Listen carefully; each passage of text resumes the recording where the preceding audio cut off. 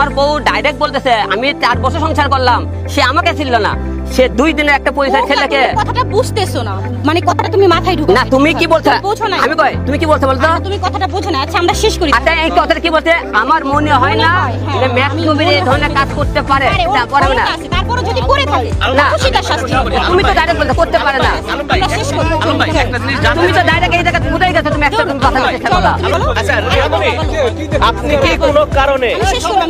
কি কোনো কারণে আলমের এই ঘটনার পিছনে মামলা করার পিছনে আপনি সময় পিছাচ্ছেন কিনা বা মামলা করতে বাধা দিচ্ছেন কিনা? সে যথেষ্ট সুস্থ আছে, তারই জিজ্ঞাসা আমি কি বলবো?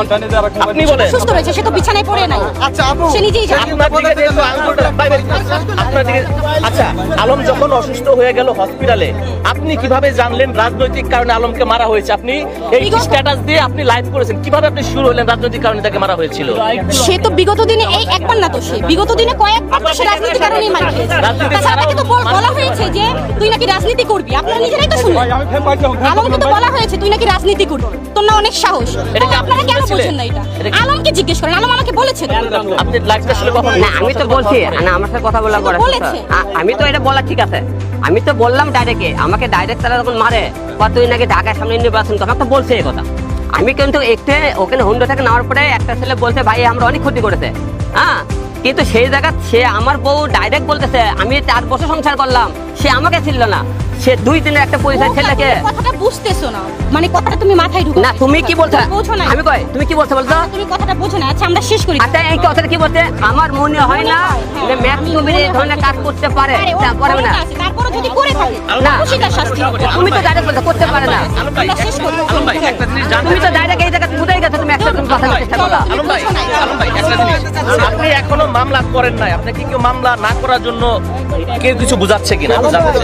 আপনি যে এখানে আসলেন আপনারা মারার জন্য, ওরা বুঝবে কেন আপনি এখানে আছেন? আমি এখানে 1 ঘন্টা তো ঘোরাফেরা করছি, আমি ওখানে এইটা আমার জিজ্ঞাসা উচিত, আপনি কেন আসছিলেন? আমি তো বললামই তো ঘুরতে আসছি, এই জায়গা তো অনেকেই ঘুরতে আসে, এটা কিন্তু আপনারা দেখেন ঘুরতেছে লোকজন। গাড়ি দেখছিলেন মোটরসাইকেল? 2টা লাল একটা সাদা গাড়ি দেখছি আমি, হ্যাঁ ম্যাক্সের লাগে সাদা গাড়ি দেখছি, গাড়িটা এই জায়গা ছিল, ঠিক আছে 3টা গাড়ি ছিল, এবং সেই জায়গা খালি বলছে ভাই এই আমরা অনেক ক্ষতি করছে, মানে এই কথাটা আমার কান পড়ছে, ভাই ওই আমরা অনেক ক্ষতি করছে, তাহলে আমি কার ক্ষতি করছি? সাদা গাড়ি একটা দেখছি, আমি বলছি সেই দিনও বলছি কিন্তু 2টা লাল কালার একটা সাদা গাড়ি দেখছি, এবং সে আমাকে দল নাই হইবে অত্যাচারবে, সে একের পরে আমার ক্ষতি করতেছে, আমার সেকে ইতি সেটা গন্ডগোল, ওর স্বামী স্ত্রী, ওর তো স্বামী স্ত্রী, আমরা স্বামী স্ত্রী করো, কিন্তু সে হলে যে আমার নাম কেন বললো? আপনাকে সামনে বলছে না, সে আমার নাম কেন বলবে? তুমি তো আমার সাথে নিতে ছিল সেদিন, সে কেন বললো?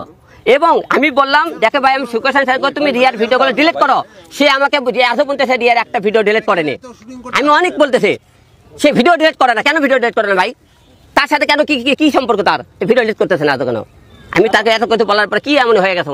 ভাই আলম ভাই, এই যে রিয়ামণি আপু আপনার সাথে যে লাস্টবারের মতো মিলিত হওয়ার পরে সে আবারও কিন্তু ইলিশ হোটেলে ম্যাক্স ছবির হাত ধরে ইলিশ হোটেলে খাবার খেয়েছে। আচ্ছা এই সব প্রশ্নগুলো কি এখন খুবই জরুরি? না এইটাই তো আলাদা প্রশ্ন, আলমকে মারা হয়েছে এই সব নিয়ে কথা বলবো। আপনাদের ফেসবুকে যে বর্তমান যে স্ট্যাটাস দিচ্ছেন আপনি ভালো নেই, বিভিন্ন আবেগময়, তারপরে এই ঘটনাটা ঘটে গেল, মানে এর সাথে কি মানে আপনি কি মনে করছেন? কে সংযোগ দুজন আছে কিনা? এখন যেটাই সংযোগ থেকে আপনাকে একটা জিনিস ক্লিয়ার করতে পড়তেছে, আপনারা অনেকেই দেশবাসীর কাছে একটা অনুরোধ করবো যে আপনারা অনেকে আমার বউ রিয়ামণিকে আপনি দোষারোপ করতেছেন, রিয়ামণি আর পেছনে জড়িত নাই, আমি একটা কথা বলছি, কিন্তু আমি যাদের নাম বলছি তারা জড়িত আছে। সে কিন্তু মনে করেন করতেছে কি একের পর একের লোক দিয়ে মারা হয়েছে, কিন্তু মিথিলা একটা রেকর্ড আছে, আপনি একদম প্রয়োজন হলে রিয়া বলছিল আমাকে বলছো তুই আমার হবে না তো কাউকে হবে না, যখনই আমি রিয়া সম্পর্ক করতে চাই তখনই, এবং তার দামে চমন বলতে তো পিছিয়ে ফেলে দেবো, চিড়ে ফেলে দেবো রক্তের মতো, না বলছে মুরগির মতো ছেলে ফেলে দেবো। বউকে কি আপনার কাছে দিতে চাই এটা সম্ভব ভাই? ঠিক আছে, না আমি তো তার বউ নিতে চাই না। না না না মিথ্যা আমি বলি, শোনেন